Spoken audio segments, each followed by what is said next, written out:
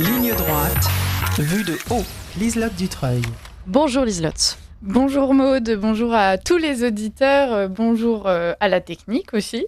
Bonjour et bonjour Liselotte. à notre invité Rodolphe Cart. Bonjour à tous. Alors je vous représente rapidement, vous êtes un journaliste qui collabore à la revue Éléments, Front Populaire et Omerta, auteur de Georges Sorel, le révolutionnaire conservateur, Feu sur la droite nationale aux éditions de la Nouvelle Librairie et Faire Légion pour un réveil des autochtones aux éditions Héthérie, et puis de cet ouvrage pour lequel nous vous recevons aujourd'hui et qui est parfaitement d'actualité, La menace néoconservatrice, une France et une Europe sous influence, donc aux éditions de la Nouvelle Librairie. Merci d'être avec nous ce matin.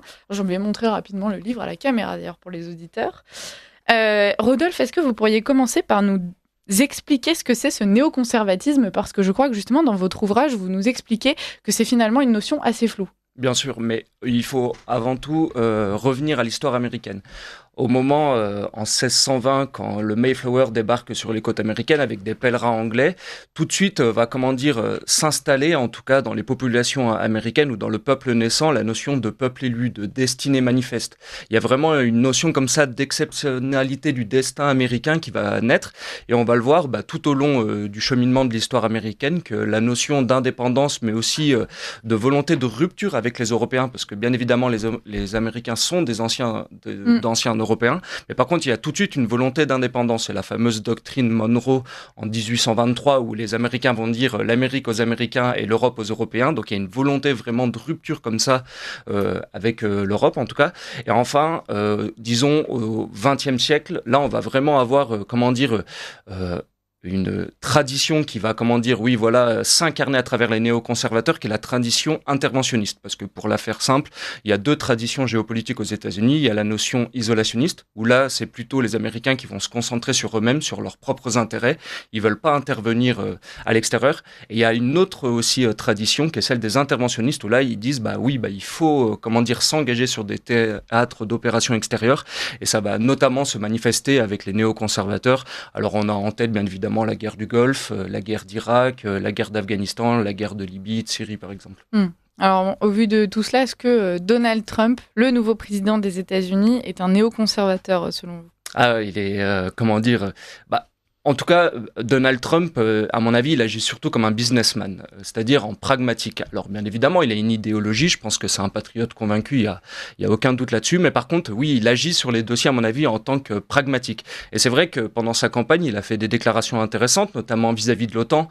Alors là aussi, je pense qu'il faut garder raison. Quand il a fait des déclarations très dures envers l'OTAN, c'était pour dire, les nations européennes, aujourd'hui, vous êtes des porte-serviettes, justement, des États-Unis. Demain, vous devez être des porte-flingues, c'est-à-dire que vous devez vous armer, mais bien sûr, avec quel armement ? Avec de l'armement américain. Donc là aussi, ça nous pose des questions aussi vis-à-vis de la question de l'Europe de la défense, par exemple. Mais aussi, à mon avis, il y avait un discours qui était intéressant à analyser, c'était celui de Vance, son colistier, qui lui a clairement dit que le pivot aujourd'hui, ou en tout cas l'intérêt principal des États-Unis, c'est la Chine. C'est vraiment une volonté de tourner comme ça de l'Europe vers le pivot asiatique et pacifique. Donc là aussi, ça nous questionne, nous en tant que Français, en tant qu'Européens, sur notre capacité à pouvoir nous défendre. Et ce qui est aussi intéressant chez Vance, c'est qu'il s'est présenté, lui, justement, dans cette tradition des isolationnistes. Mais là aussi, à mon avis, il faut comme ça prendre du recul, par exemple sur les dossiers géopolitiques, notamment le dossier israélo-palestinien ou même le dossier pacifique, le dossier asiatique. Il y a quand même une continuité entre les républicains et les démocrates. C'est avant tout des personnes qui ont une politique de leurs intérêts, des intérêts américains, et qui aussi ont le poids comme ça du complexe militaro-industriel qui pèse, mine de rien, aussi dans la politique américaine. Ouais. Alors, on va revenir sur ce rapport justement à la géopolitique. Mais avant ça, je vais citer donc votre ouvrage.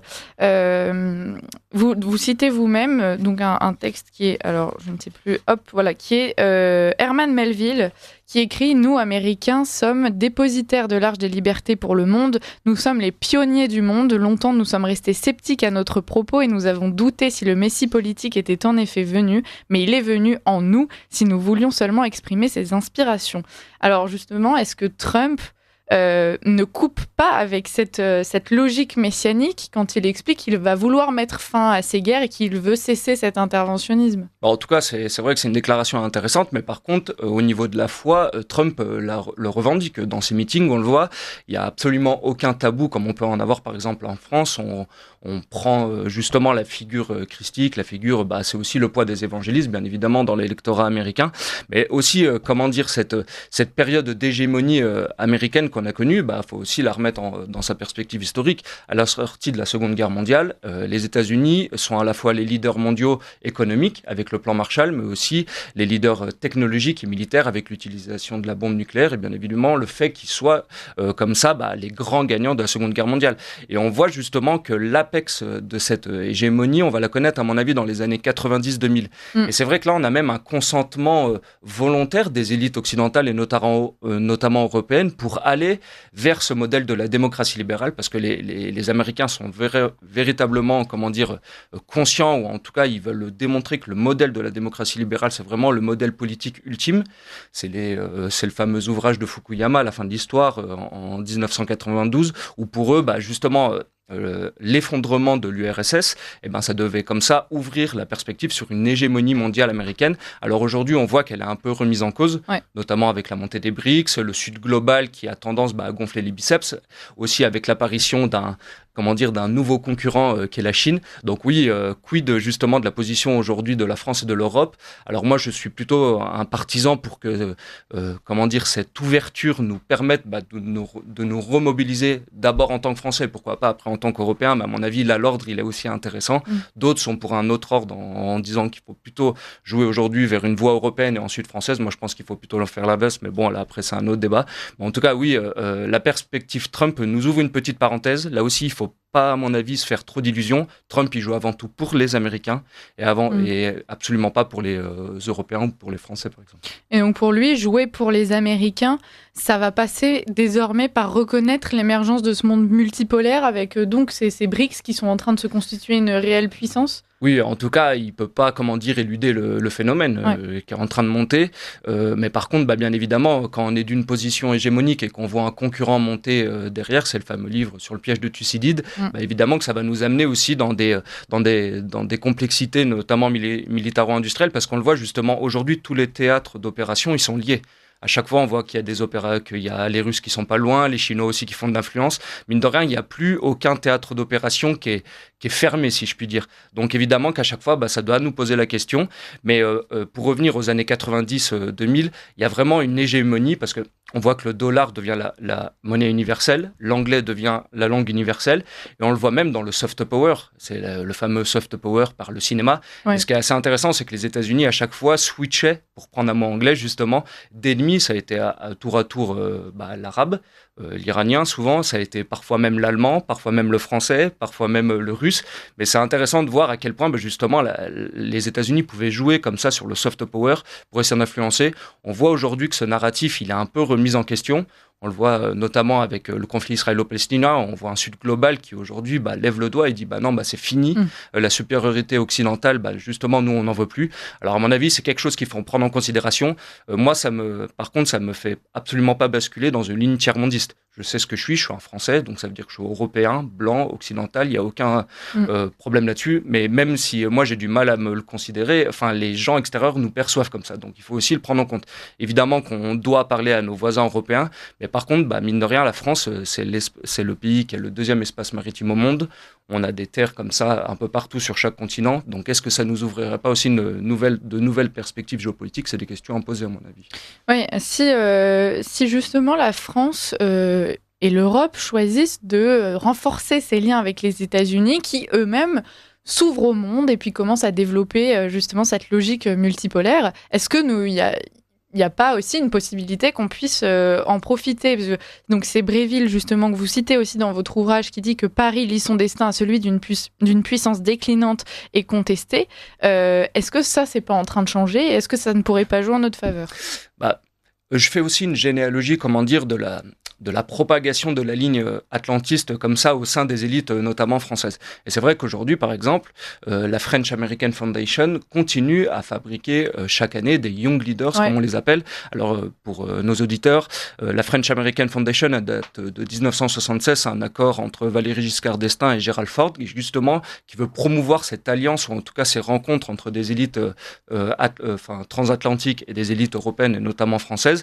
Et on va retrouver dans cet échantillonnage des militaires, mais aussi des agents du monde politique, industriel et culturel. C'est là où ils sont très forts, à mon avis, les Américains. Mais on va aussi retrouver par exemple, la création du Cercle de l'Observatoire, où on retrouve des intellectuels qu'on connaît bien, comme Bernard Kouchner, BHL, André Glucksmann et Raphaël Glucksmann, les Glucksmann père et fils, qu'on connaît bien.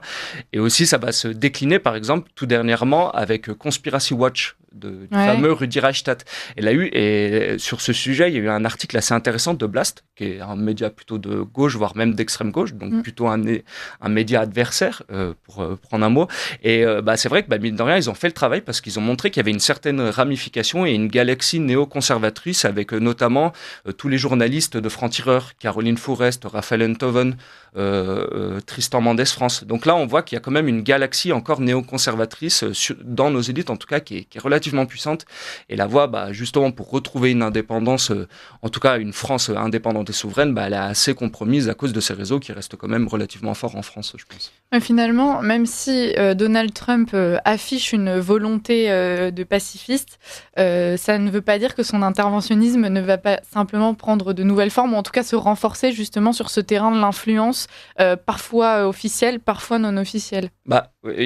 C'est une phrase de Lord Palmerston que j'aime bien, qui disait les Anglais n'ont pas d'intérêt, ils n'ont pas des ennemis ou des amis permanents, ils ont juste des intérêts permanents. Et les États-Unis ont des intérêts permanents. De Gaulle avait dit la même chose en disant que les États n'avaient pas d'amis mais seulement des intérêts. Et donc, comme je vous l'ai dit, à mon avis, il est purement pragmatique. Trump là-dessus, il faut s'en servir. Il faut essayer de l'analyser. Alors, certains le décrivent comme quelqu'un de versatile, justement, qui peut basculer d'une position à l'autre, peut-être. Mais en tout cas, sur le dossier russe, par exemple, on sait que Trump avait été assez hostile ou assez offensif, en tout cas, vis-à-vis de la politique de Poutine. Certains même disent qu'une deuxième politique, un deuxième mandat de Trump aurait empêché l'invasion de l'Ukraine par Poutine. Bon, ça, après, c'est des suppositions. Mais par contre, oui, la parenthèse Trump qui s'ouvre va être intéressante. Et il faut essayer de jouer avec les cartes qu'on a en main, même si elles sont pas très bonnes. Il faut essayer de jouer avec, oui. Alors, détrompez-moi si c'est le cas, mais vous êtes plutôt d'un courant nationaliste, Rodolphe Hart. Est-ce que vous ne pensez pas qu'il va falloir s'appuyer justement sur cette Europe que certains essaient de construire pour pouvoir émerger dans ce nouveau monde multipolaire ? Alors oui, justement, dernièrement, il y a eu une tribune dans une revue justement qui s'appelle La Tribune par le groupe Vauban qui expliquait qu'il y avait peut-être aussi un risque de marginalisation dans l'émergence de cette Europe puissance. Je m'explique. Vance, justement, le colistier de Trump, a fait une annonce en disant qu'il allait maintenir l'OTAN. Donc là déjà, Vance avait aussi l'objectif de rassurer une certaine droite un peu plus centriste que celle de Trump. En tout cas, il avait quand même déclaré que l'interlocuteur principal, en tout cas en Europe pour les années à venir, serait l'Allemagne. Donc là aussi, c'est un premier signe. On voit qu'il y a, une marginalisation de la France. Alors moi, bien que je sois nationaliste et souverainiste, évidemment qu'on doit faire des alliances avec les pays européens. Ce sont des pays frères, des pays voisins. Et moi, je ne suis absolument pas dans un nationalisme revanchard. Néanmoins, je ne suis pas naïf non plus. Et je sais que certains pays, notamment en Europe, ont des intérêts géopolitiques qui peuvent rentrer en contradiction avec les intérêts français et parfois qui peuvent aussi rentrer en concordance. Donc il faut aussi rejouer, mais là aussi ça nous renvoie à la faiblesse ou en tout cas à l'affaiblissement programmé de notre corps diplomatique, notamment par Emmanuel Macron. Donc là il y a véritablement aussi, à mon avis, une volonté de la part des élites nationales, on n'a pas besoin de rejeter la faute sur l'Amérique ou sur Bruxelles à chaque fois. Je pense qu'il y a vraiment aussi un effondrement comme ça des élites françaises, et notamment dans la réduction du corps diplomatique, qui était une des grandes fiertés de la France, et les alliances de revers qu'on a pu connaître avec François Ier et Soliman le Magnifique, même si on peut avoir des réticences bien évidemment dessus. C'est vraiment le modèle westphalien qui avait constitué la France, et en tout cas constitué l'Europe. Moi, j'aspire à ce qu'on revienne justement dans ces perspectives westphaliennes de considération des États qu'on arrête de mettre de la morale, notamment dans la géopolitique. Et à mon avis, peut-être que cette perspective qui s'ouvre avec le Sud global va nous permettre de restituer comme ça un ordre international, même si on voit qu'il est très chaotique en ce moment. Très sujet à l'imprévu et on sent qu'il y a vraiment des théâtres qui peuvent s'embraser d'un moment à l'autre. Mais par contre, à mon avis, c'est peut-être une perspective pour repenser véritablement les intérêts nationaux, parce qu'on le voit justement par rapport au vote Trump, c'est quasiment une carte décalquée du vote français. Par exemple, au second tour des élections de 2022, Marine Le Pen remportait plus de municipalités qu'Emmanuel Macron. Et on voit que le vote Trump aujourd'hui, il y a aussi encore une différence entre la France périphérique, enfin là-bas c'est les États-Unis périphériques et les États-Unis des grandes villes, en tout cas des centres urbains. Donc on voit qu'il y a un peu aussi les mêmes clivages qui animent chaque pays occidental. Donc ça aussi, c'est des choses à prendre en question à mon avis. Vous parlez de cette morale qu'il faut arrêter d'instiller justement dans nos décisions politiques, en tout cas concernant l'organisation géopolitique. Et dans votre ouvrage, on peut lire du coup Claude Chesson qui dit « L'action diplomatique n'est plus censée reposer sur les intérêts et l'équilibre des nations, mais sur le style, l'assistance et les droits de l'homme ». Ça vient illustrer votre propos parfaitement. Est-ce que le problème, c'est cette morale qu'on instille dans notre politique, ou bien est-ce que ce n'est pas plutôt une qualité de notre morale? Est-ce que finalement, on ne pourrait pas simplement trouver une autre morale qui pourrait là, pour le coup, porter l'Europe et la France? Bien évidemment, et mon premier livre qui était sur Georges Sorel, comme vous l'avez mentionné au début de notre entretien, revenait sur la notion de mythe mobilisateur. Mais pour avoir un mythe mobilisateur, il faut avoir, déjà une identité, un socle. Aujourd'hui, on voit un effondrement démographique, notamment dans les peuples européens, un effondrement des peuples autochtones aussi, avec cette question de l'immigration. Et là, à mon avis, où la campagne de Trump était intéressante, c'est qu'elle était vraiment, il y avait vraiment un multifront. Il a attaqué le wokisme. Il a attaqué l'immigration et il a eu aussi cette dimension sociale et populaire. C'est son fameux meeting où il est arrivé avec le chasuble des boueurs. Et il y a même aussi quelque chose qui m'a assez intéressé. On pourrait le prendre pour de l'anecdote politique, mais le fait qu'il se soit emparé aussi quelque part de la cause animale avec cette fameuse intervention et le fait qu'ils aient tué un écureuil. Alors on peut le prendre un petit peu avec sourire, mais mine de rien, on voit par exemple dans le vote Rassemblement National aujourd'hui que la cause animale prend de plus en plus d'importance. Alors bien évidemment, très à l'américaine, ils l'ont corrélé à l'intrusion de l'État, parce que c'est l'État qui est intervenu chez une personne pour aller récupérer un écureuil et un raton laveur. Il y a un côté en plus complètement ubuesque dans cette situation. Mais mine de rien, c'est une perspective qui est assez intéressante. Ensuite, je me méfierais quand même des décalques. Un Trump, aujourd'hui, ne ferait pas le même score, je pense, en France. On l'a bien vu. Alors, je crois que la France était parmi les pays qui auraient le plus voté pour Madame Harris. On avait des taux hallucinants à plus de 80%. Exactement. Alors après, on pourra me dire que c'est sûrement l'électorat qui constitue la majorité de ce pourcentage, bien sûr. Mais même dans les campagnes, il y a quand même une certaine réticence. Et on voit que là aussi, il y a une différence encore de mentalité, en tout cas entre les Européens et les Américains. Alors pour le meilleur et pour le pire. Mais là, on voit que le décalque aussi, il n'est pas forcément, il ne va pas de soi. On comprend l'influence des Américains de toute façon en Europe et en France. C'est pas demain qu'on réussira justement à couper avec cette tradition. Néanmoins, est-ce que, constatant cela, on ne peut pas se réjouir de l'élection de Donald Trump en s'imaginant que si demain il doit travailler justement avec les Européens, il aura plus de facilité à travailler avec des dirigeants qui s'inscrivent dans le même combat que lui contre le wokisme, contre l'immigration, et donc qu'il aura probablement un intérêt à pousser justement ces courants-là aussi en Europe et en France, et donc que ça pourrait un peu faire notre affaire. Ah bien évidemment, là aussi on a une situation, elle est donnée, il faut essayer d'en profiter le plus possible, et évidemment que je préfère l'élection de Trump, je la souhaitais largement vis-à-vis de la candidate démocrate, et justement l'un des premiers dirigeants qui a répondu positivement aux Européens, c'était Viktor Orban. Et moi j'ai un certain intérêt, en tout cas je m'intéresse beaucoup à la politique d'Orban, parce que justement c'est un petit pays, c'est une enclave qui n'a pas forcément les largesses géopolitiques ou même industrielles ou même de puissance qu'on peut avoir en France, mais par contre je trouve qu'il joue son jeu. Il a un jeu qui est assez pauvre, mais il joue justement avec leurs intérêts, il parle à tout le monde, ils font de la réelle politique, ils font vraiment du réalisme politique, ils vont discuter avec les Russes, mais aussi avec le camp occidental, ils discutent aussi avec l'Union européenne, alors bien évidemment, ils savent faire du chantage quand il faut le faire pour leurs intérêts, mais à mon avis, c'est vraiment un exemple, et ce pays justement de quelques millions d'habitants, la manière dont il a à se défendre stratégiquement, à avoir une vision d'avenir pour son peuple, de protection, notamment sur les questions identitaires et de souveraineté, à mon avis, c'est un exemple qui est assez pertinent. Et nous, disons que comme vous le mentionnez, le crédit moral que nous avions, l'universalisme, la volonté comme ça un peu large d'accueillir toute la misère du monde, quelque part, avec la réduction de notre industrie, de notre puissance, de notre rayonnement, de plus en plus, on n'aura plus la richesse on n'aura plus la capacité de nos largesses. Vous voyez ce que je veux dire ? Et peut-être que dans ces temps de disette où on devra revenir sur des intérêts beaucoup plus pragmatiques et beaucoup plus durs et parfois même cruels et froids, peut-être que ça aussi, ça va être un viatique et ça va nous permettre de nous redresser. Donc, bien évidemment qu'il faut se réjouir de l'élection de Trump, avec un peu de raison et de mesure, bien évidemment. Mais par contre, oui, c'est peut-être aussi un coup de pied aux fesses qui nous ferait du bien, parce que évidemment que à la fois les élites françaises, mais aussi le peuple français a besoin d'un bon coup de pied aux fesses, justement, vis-à-vis notamment des périls qui arrivent. Est-ce qu'à l'inverse, on ne pourrait pas, sinon, prendre le parti de se reposer sur ces BRICS, ces pays émergents, cette nouvelle puissance qu'on voit plutôt à l'Est, qui pourrait être intéressante aussi ? En tout cas, ça nous offre, des nouveaux acteurs à qui aller discuter. Justement, là aussi, on pourrait reprendre comme ça, se redresser diplomatiquement en allant discuter avec ces nouveaux pays qui montent. Mais comme je vous l'ai dit, moi, si je peux être très critique du camp occidental, je ne suis absolument pas tiers-mondiste. Je pense aussi que ça, c'est une période qui est dépassée. On a une carte à jouer et comme je vous l'ai dit, on nous considère, qu'on le veuille ou non, comme des Occidentaux, comme des Blancs, comme des Européens. Donc, il faut aussi le prendre en considération, ces indications. Mais par contre, oui, à mon avis, on garde en tout cas, grâce à justement le fait qu'on ait un territoire, la Guyane en Amérique du Sud, nos îles en Polynésie, on garde quand même des possibilités de rentrer en interaction avec d'autres pays. Il faut le faire, mais là, il faut encore se donner les moyens, il faut avoir envie de le faire, et il faut, à mon avis, porter une voix aussi cohérente.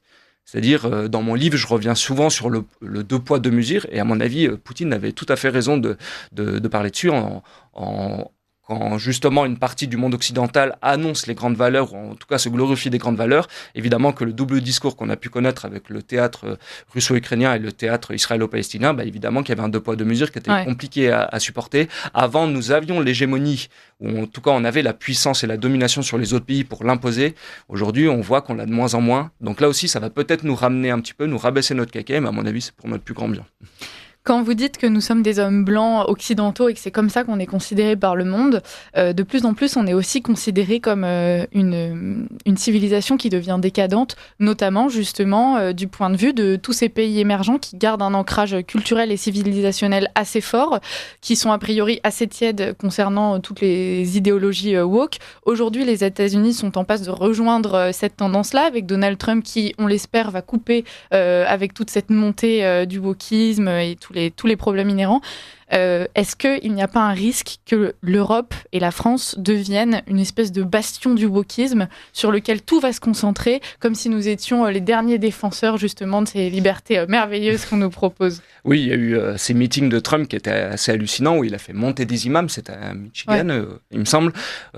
Ce front de la foi, l'expression bien connue, justement, comme un rassemblement des conservateurs, disons qu'en France, elle est difficilement transposable. Je pense, pour différentes raisons historiques, il y a une question de flux aussi et de nombre. Je pense qu'aujourd'hui, demain, si un parti conservateur nous dit on va faire un grand front conservateur avec les catholiques et les musulmans contre justement les urbains dégénérés des villes, je pense que électoralement, ça fera peu de voix. Après, c'est des perspectives qui peuvent être somme toute intéressantes à penser, mais là aussi, il faut aussi nous reconnaître en tant que ce que nous sommes.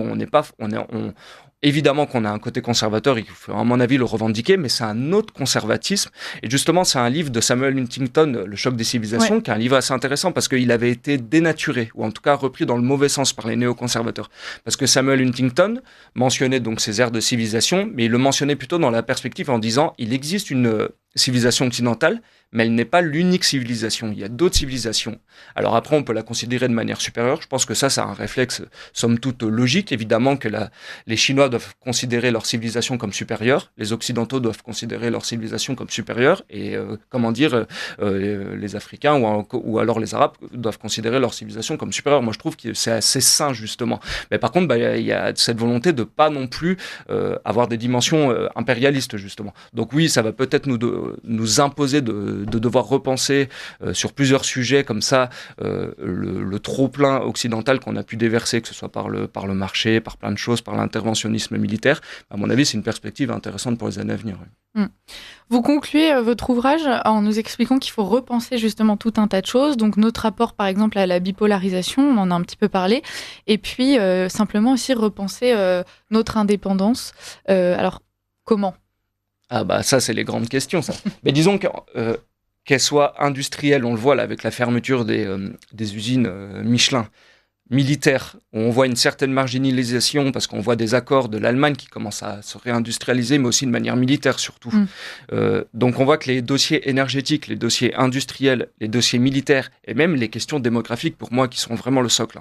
Parce que ça, c'est la question fondamentale, à mon avis, c'est celle du changement de peuple, c'est celle justement de préserver un peuple ethniquement homogène, même si je sais qu'on a bien évidemment d'autres poches extra-européennes en France, il faut les considérer, même s'il faut, à mon avis, faire tout pour maintenir le peuple justement blanc majoritaire. Je pense que là, en plus, je m'aligne totalement dans la ligne du général de Gaulle. Il n'y a rien de provocateur à dire ça. Mais par contre, oui, on voit que tous ces sujets sont liés à chaque fois. Donc là, il faut une politique d'envergure, une politique totale qui reprenne justement, qui indique une voie.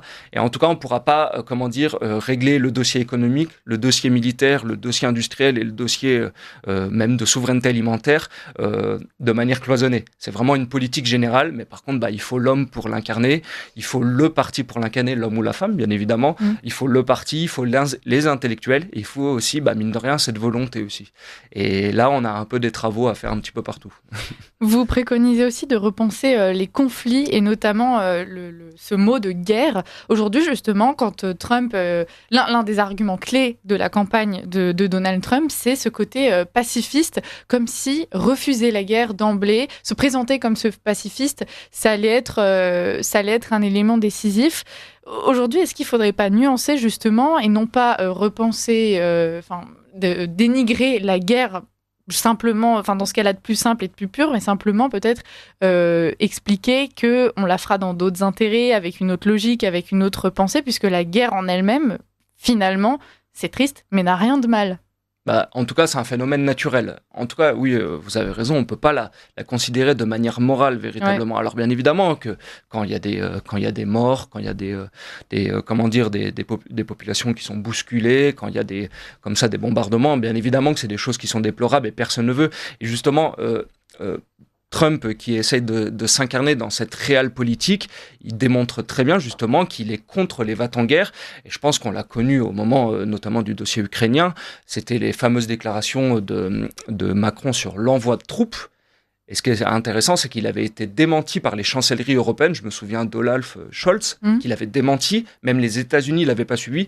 Mais par contre, quel est le seul parti qu'il avait, qui s'était engouffré, qu'il avait poussé à continuer dans le bellicisme, c'est le parti médiatique. Il y avait une émission, je me souviens, sur France Culture qui était absolument hallucinante, où il y avait une journaliste du Figaro, le directeur de Terra Nova, le fameux think tank qu'on connaît bien, et justement qui était, oui, il faut pousser à l'armement, il faut pousser comme ça, il faut envoyer des militaires, même le fameux Robert Ménard qui nous enjoignait à aller sur le front. Et on voit justement que nous, on se permet des choses parce qu'on est loin, parce qu'on n'est pas directement impacté, mais par contre, des gens qui sont directement dans le combat, quelque part, des gens comme Trump, qui ont la possibilité, il ne va pas arrêter le conflit en 24 heures, mais par contre, il va peut-être sûrement, c'est sûr, abréger le temps de souffrance des peuples russo-ukrainiens, et du peuple ukrainien et du peuple russe. En tout cas, on voit que les gens qui sont vraiment dans les véritables affaires, ils ne peuvent pas se permettre d'avoir des grandes paroles éloquentes. Ils sont quand même dans le feu de l'action.